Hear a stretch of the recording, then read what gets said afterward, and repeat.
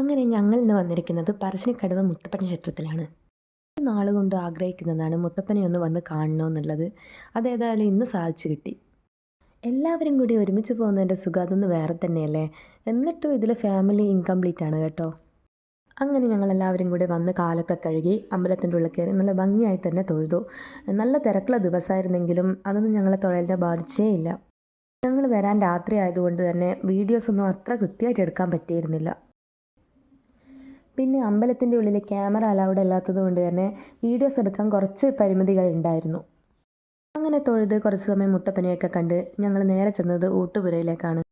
അവിടെ ചെന്ന് നോക്കിയപ്പോഴല്ലേ രസം. ആണുങ്ങളുടെ സൈഡിലാണെങ്കിൽ ഒരു തിരക്കും ഉണ്ടായിരുന്നില്ല ഫുഡ് കഴിക്കാൻ. പെണ്ണുങ്ങളുടെ സൈഡിലാണെങ്കിൽ ഒരു വലിയ നീണ്ട നിര തന്നെ ഉണ്ടായിരുന്നു. അതുകൊണ്ട് തന്നെ പ്രസാദാട്ടനും ഗോപിയാട്ടനും കുട്ടികളെയും കൂട്ടി വേഗം ഫുഡ് കഴിക്കാൻ കയറി. അങ്ങനെ ഞങ്ങളുടെ നീണ്ട നിരയൊക്കെ കഴിഞ്ഞ് ഫുഡ് കഴിക്കാൻ കയറുമ്പോഴത്തേക്കും അവർ ഫുഡ് കഴിച്ചിറങ്ങിയായിരുന്നു.